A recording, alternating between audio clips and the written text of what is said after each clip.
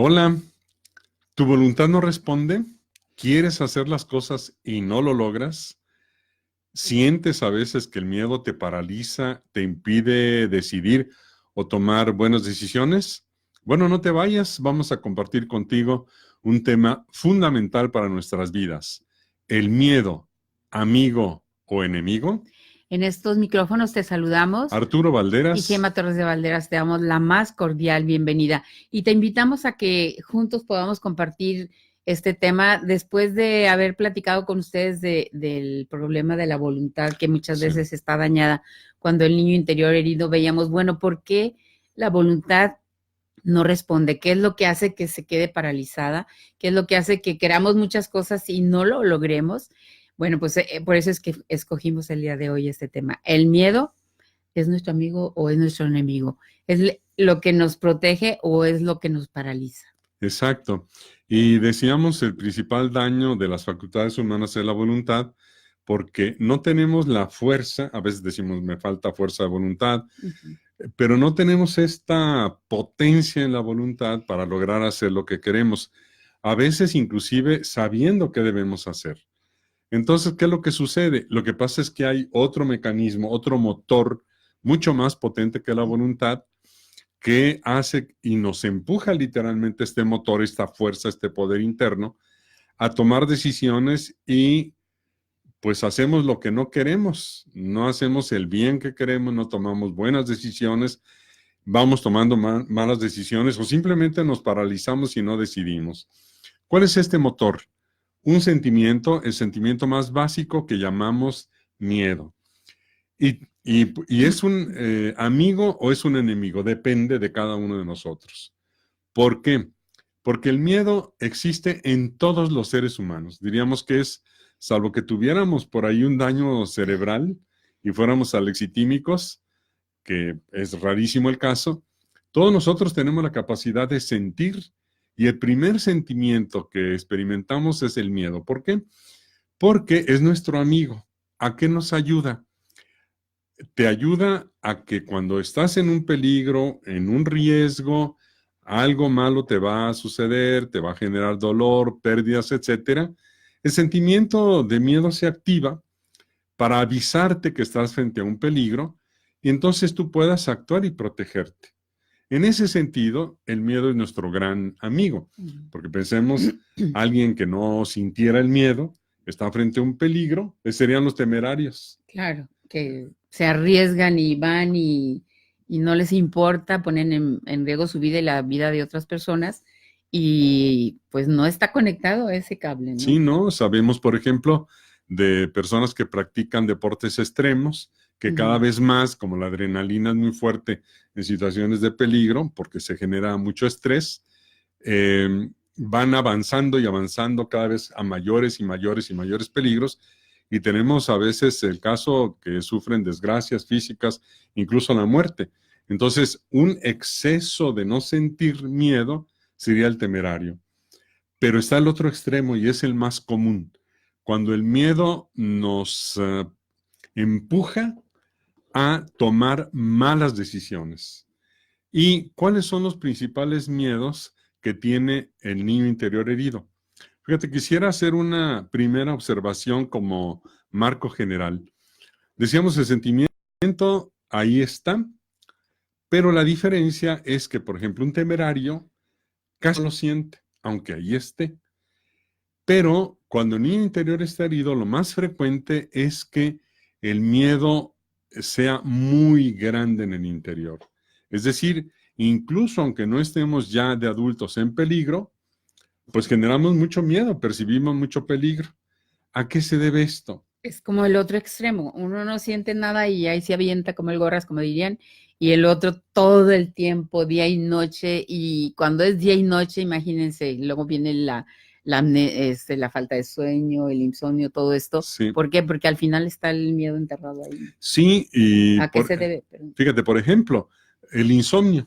El Ujú. insomnio puede tener alguna causa física, sin duda, pero desde el punto de vista emocional, el insomnio, que consiste en no poder dormir, ocurre precisamente en la noche, Porque cuando estamos en el día, estamos muy activos, haciendo muchas cosas, nuestra atención está concentrada en muchas actividades, pero ya que nos vamos a dormir, ya que estamos ahí en la camita, ya no hay nada que hacer.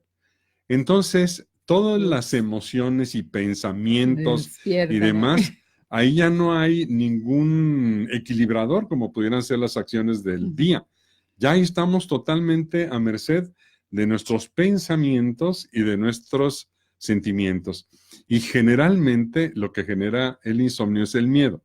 Voy a poner un ejemplo. Vamos a suponer que nosotros fuéramos personas que vamos caminando por un campo y de repente nos sale una fiera que nos quiere hacer daño, nos quiere comer, nos quiere lastimar. Y nosotros para defendernos, evidentemente sentimos miedo. Y Claro. mucho miedo. Y la primera respuesta para protegernos pues, es correr. ¿Y qué vamos a hacer? Pues ahí viene el animal, la fiera detrás de nosotros, corre, corre. Vemos un árbol y rapidísimamente, porque eso ocurre también cuando hay condición de estrés intenso por miedo, se concentra la fuerza para poder emplearla en muy pocos momentos. Entonces un árbol que a lo mejor en condiciones normales no podríamos subir, pues lo subimos rapidísimamente. Con el estrés. Con el estrés, por el estrés. Y entonces ya estamos ahí arriba, nos aferramos ahí a las ramas en la copa del árbol y la fiera se queda ahí abajo, porque ya vio que podríamos ser un buen alimento. Y entonces ahí nos quedamos. Y la fiera ahí se queda. Entonces vamos a suponer que ya pasan las horas y viene la noche. Y pues la fiera ahí sigue. No hay más alimento alrededor. Esperando y ahí está. a las caíditas. A las caíditas, exactamente. Y literalmente esperando que yo me caiga para comerme. Lo que hace que yo me aferre con todo al árbol es el estrés generado por el miedo. Es la emoción de miedo que me da esa fuerza para no caerme, porque si me caigo, ahí sí, sufro daños muy severos. Podría incluso perder la vida. Por eso el sentimiento de miedo es tan primario, diríamos, y tan potente, porque tiene como finalidad que no perdamos ni la vida, ni nuestra integridad, nuestra salud, etc.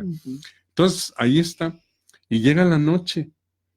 Pues yo no podría decir, a ver, aquí me voy a relajar, me voy a distender, me voy a poner flojito, flojito, y me duermo aquí en la copa del árbol. ¿Por qué? Pues porque dormirme representa un peligro adicional. Porque si me relajo mucho, ya estoy dormido, no soy consciente, me puedo resbalar y me puedo caer, y si me caigo, me come. Entonces, para que no me coma, pues lo que tengo que lograr es no caerme. Y para no caerme necesito estar agarrado, y para estar agarrado necesito estar despierto. Por eso soltarme, relajarme y soltar, no lo podría hacer. Entonces, ¿qué nos sucede a nosotros hoy? Si venimos desde la infancia, y ahorita vamos a detenernos un poquito más adelante en la infancia, pero si venimos en la infancia con mucho miedo, entonces ya de adultos los peligros no van a ser fieras físicas, va a ser la deuda que tengo que pagar mañana, el conflicto matrimonial que se va a activar mañana, los problemas con los hijos. Mucha gente no puede dormir, por ejemplo, porque los hijos no llegan. Van llegando a medianoche o a la 1, 2, 3 de la madrugada y no pueden dormir. Y cuando se examina con detalle el proceso que siguen, es que les da mucho miedo. Dice, es que me da mucho miedo de lo que le pueda pasar a mi hijo o de que algo malo le pase. Entonces, en consulta, como he encontrado muchas personas que tienen ese tipo de miedo, a soltar a los hijos, por ejemplo, muchísimo. Hay personas que me han dicho, no, eso yo nunca me lo voy a poder quitar, es más, no me lo quiero quitar. Yo quiero quedarme despierta. Bueno, muy bien, perfecto. Es decir, cada quien decide. Pero les da muchísimo miedo, y cuando les pregunto, a ver, ¿qué es ese algo que les puede pasar? ¿Qué dice la gente? No, pues accidentes, robos, percances. Percances, pérdida incluso de la vida, ¿no? Entonces, ese peligro de lo que le puede pasar al otro en una condición, no diría yo que sí tenga cierto grado de riesgo, pero vivir aumentando el riesgo de 20 puntos a 90 puntos es lo que hace que a la persona literalmente se le quite el sueño. ¿Por qué? Porque el primer gran miedo aquí va a ser a soltar. Ujú. Y no podemos soltar. Entonces tenemos que revisarnos qué cosas son aquellas que nos cuesta mucho trabajo soltar, que no podemos. Eso es importante. Entonces, miedo, nuestro amigo, una de las principales causas que nos hace que se acrecente es ese miedo a soltar. Y si imagínate, si vivimos la vida con las manos apretadas y llenas de cosas, pues no vamos a disfrutar lo que tenemos hoy para Y disfrutar. fíjate, y concretándolo, aterrizándolo ya en ejemplos concretos, Ujú. ¿qué te cuesta miedo soltar? ¿Qué te da miedo soltar? ¿Qué te cuesta trabajo soltar? En estas épocas de Navidad, Año Nuevo, de renovar un poco la vida, muchas personas hacen limpieza en su casa, en Claro, los closets, libreros, claro. escritorios, la casa en general, y, y la vuelven a acomodar todas las cosas. Y a lo mejor las cosas ahí tienen ya 5, 10, 15, 20 años y se vuelven a acomodar. ¿Por qué?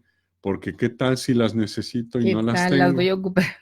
En el fondo es miedo a soltar. Ujú. Hay miedo a soltar personas, por ejemplo.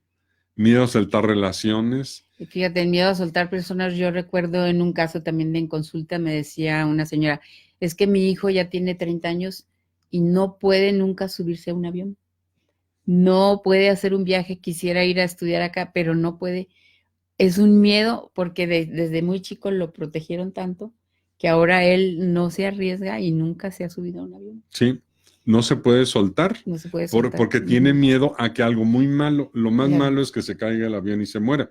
Por eso el miedo a morir es el principal que tenemos. Claro.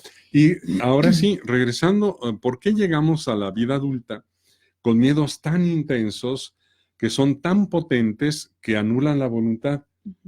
Bueno, simplemente porque cuando éramos pequeños, todos éramos pequeñitos, vulnerables, dependientes y estábamos indefensos. Y si sufrimos algún tipo de situación disfuncional, alguna forma de maltrato, etcétera, el que nos maltrataba, es decir, el peligro, que era la persona que me maltrataba, estaba muy grande, era muy grande, y yo estaba muy pequeño. Esa es como la fotografía.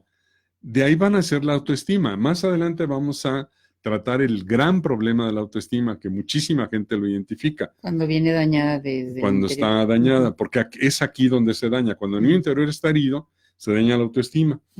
Entonces, diríamos que cuando yo sufro algún tipo de maltrato, cuando el peligro sí se convierte en dolor para mí, yo genero mucho miedo.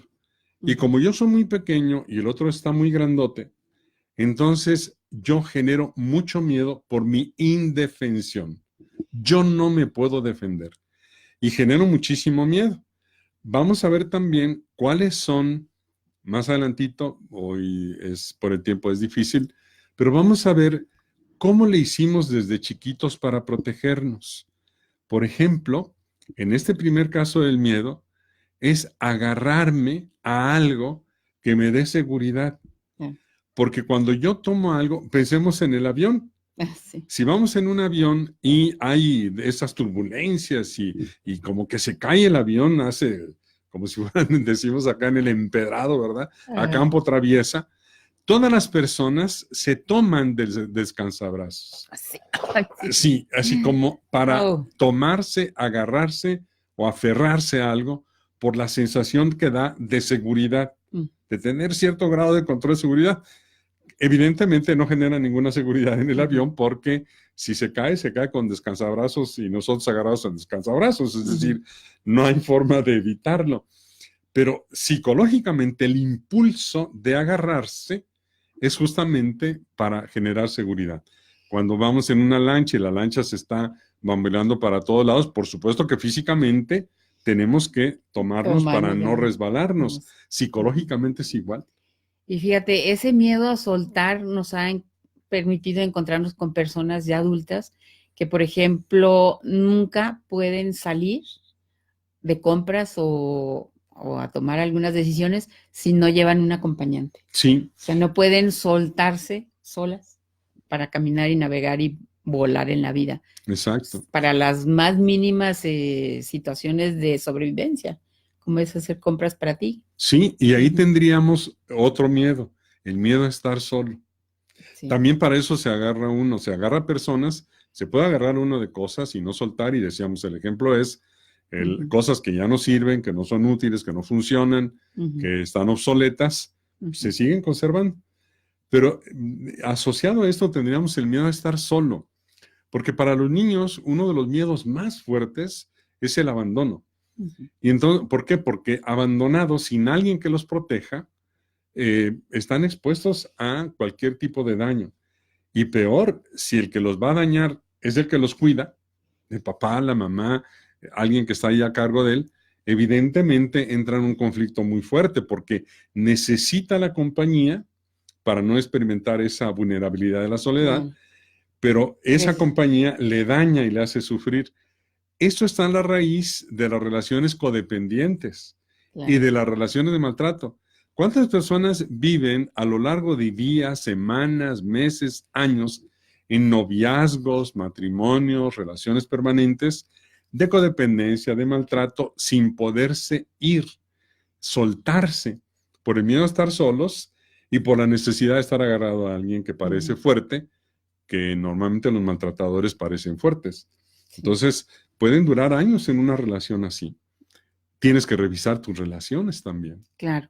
Bueno, Y sí decíamos, hemos encontrado personas que no pueden, ya de 60 años, que no pueden salir solas a la calle. Necesitan a alguien que les acompañe. Estén donde estén. Bueno, quiero mandar saludos a todas las personas que están ahorita comunicándose y presentes en este Facebook Live. José Núñez Ramírez, Mari Carmen Chávez Padilla, Rosa María Gutiérrez, un saludo, Rosa María. Susana Sánchez dice, buenos días, feliz Navidad. Muchas bendiciones desde Irapuato, Guanajuato. Mil gracias. Muchos saludos a Irapuato. Hasta gracias. Irapuato. A quienes nos ven por allá. Grecia Raigosa, Aurora Raigosa, también están unidas ahí en este momento. Y bueno, pues todas las que estén y todas las que van a estar en siguientes días, de verdad, muchas felicidades, muchas gracias y están aquí. Y también queríamos dar un saludo y felicitar a todas las personas que están trabajando ya con el material del curso de la curación del niño interior. Sí, ya muchas felicidades a todas las personas, tanto de México como de Estados Unidos concretamente, que ya están trabajando con los audios en descarga en este tema de la curación del niño interior. Así que esperemos que tengan mucho fruto. Fíjate, y conectándolo, hay muchísimos miedos y muy fuertes. Haz de cuenta que en ese escenario de maltrato infantil, ante la indefensión y ante la dimensión enorme del peligro, la cantidad de miedo que se genera es muy fuerte. Y como no podemos procesarla ni podemos hacer nada cuando estamos pequeños, como que aprendemos a generar frente a los peligros una enorme cantidad de miedo y mucho de ese miedo se va quedando residente. Encapsulado. En nuestro interior. Pero vivo, encapsulado, pero no está inactivo. Pues. No, se sigue generando y se sigue generando en gran cantidad. De manera que cuando llegamos a ser adultos, pues ahí venimos reaccionando igual que cuando estábamos pequeños. Y bueno, yo creo que pasa una cosa, dices, bueno, a mí no me pasa mucho en todo el tiempo. Cuando las cosas están serenas y tranquilas, como que no hay brincos ni sobresaltos. Pero cuando hay una presión externa, cuando hay más presión de lo normal, como decías muy bien, cuando hay un conflicto matrimonial, cuando los hijos presentan ciertos problemas, cuando hay deudas, cuando hay situaciones que van oprimiendo, van apretando, es cuando aparece lo que está adentro. Sí. Y si allí adentro hay miedo, pues nadie va a dar lo que no tiene, vamos a dar lo que traemos. Si el miedo está ahí encapsulado, va a encontrar porque necesita buscar una vía de salida, una vía de escape. Sí. Entonces, ¿qué vamos a hacer? Primera parte, como decías muy bien, identificarlo, ¿no? Para poderlo nombrar y manejar. Traerlo de la espalda adelante, porque a veces están como atrás de nosotros, como los changos en la espalda, ¿no? Sí. Y poderlo, al identificar, pues enfrentar de una manera, a veces descubriendo de dónde viene, se van desactivando esos mecanismos, ¿no? Sí. Y fíjate, asociado decíamos, hay muchísimas situaciones que generan miedo. Miedo, por ejemplo, a que el otro se enoje, a que el otro se moleste, a que el otro me reclame, a que el otro me castigue, a que el otro me abandone. Miedo a equivocarnos, que también es muy frecuente.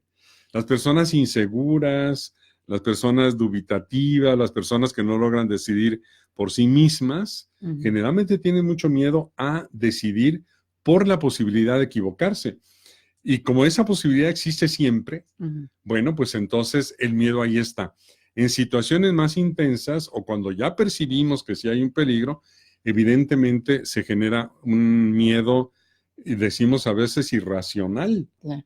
Irracional. Por ejemplo, hemos tenido en consulta personas que son competentes, son inteligentes, son educadas, han estudiado, tienen licenciaturas, maestrías, doctorados, etcétera, pero con una enorme inseguridad que hace que se vinculen con personas, decía yo, que parecen muy seguras de sí mismas.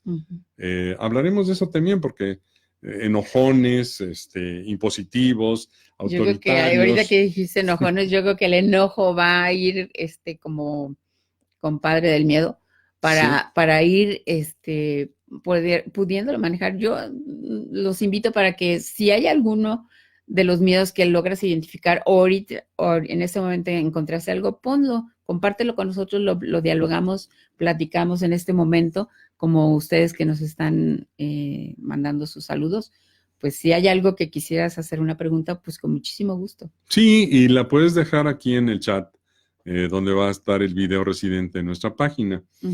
Y sí tienes razón, por ejemplo, personas que son muy enojonas, muy autoritarias y muy positivas, dan impresión de ser muy seguras, de no tener miedo. Entonces, una persona puede tener doctorados y lo que tú quieras, pero estar muy insegura. Entonces, se va a vincular fuertemente y muchas veces establemente a personas que a lo mejor ni han estudiado tanto, ni son tan brillantes, ni mucho menos, pero que aportan esa sensación de seguridad. Y entonces vemos personas que, teniendo todos los recursos para poder vivir, decidir por sí mismas, siguen atadas y pegadas en relaciones, decíamos, codependientes, incluso de maltrato, por este miedo a estar solos, por este miedo, decíamos, intenso a equivocarse. Entonces buscamos muchos refugios, efectivamente. Aquí lo que hay que tomar en cuenta es que el miedo está ahí y cuando es muy intenso o se exacerba en determinadas situaciones, miedo a soltar, miedo a equivocarse, miedo a estar solo, miedo al enojo del otro, miedo a perder los bienes, miedo a morirse, miedo a muchísimas cosas. Cuando es mucho o se dispara mucho o muchísimo, el interior está herido y tienes toda la razón. Hay que enfrentar esta condición, hay que aceptarla, darse cuenta es el primer paso, darse cuenta de que es un sentimiento tuyo que se genera frente a cualquier situación de peligro en forma exagerada. Y cuando es exagerada, cuando es muy intensa, tampoco, y habrá que abordar también este tema más adelante, tampoco tenemos discernimiento. Es decir, no tenemos capacidad de analizar, revisar, ver escenarios, evaluar las situaciones, etcétera, porque estamos tan agitados por dentro que la mente no la logramos fijar, no logramos sentarnos reposadamente, detenernos literalmente para evaluar. No hay claridad mental, entonces el discernimiento no se tiene, la voluntad está empujada a tomar las decisiones de autoprotección, por ejemplo, vivir pegados aunque pues el otro me maltrate o me lastime, o buscar la compañía de los demás a cualquier precio, a cualquier costo, o no decidir, buscar que alguien decida por mí. Y fíjate, ahorita que decías esto que nos estás comentando a propósito de cómo el miedo permanente va causando estas situaciones internas, en la raíz de muchas adicciones, yo recuerdo, teníamos un amigo que sufrió del alcoholismo hasta que murió de eso, del alcoholismo, y antes de que cayera en el alcoholismo, ¿cuáles eran sus miedos? Mirarse en la miseria, en el arroyo de la calle, pensar que así iba a acabar con su familia, esa ansiedad, ese miedo de quedar en la miseria, lo fue provocando buscar esos alivios, ¿no? Sí, y cabe hacer la aclaración de que era enormemente rico. Sí. Es decir, pocas personas con tantos recursos hemos conocido como esta persona que ya falleció, pero invadida de unos miedos de terror. Sí. Yo cuando me llamó mucho la atención en una ocasión que platiqué con una persona en consulta respecto a su alcoholismo, le preguntaba cómo había empezado. Y brevemente se los platico. Decía que cuando él era pequeño, su papá era muy agresivo, muy violento y le tenía muchísimo miedo.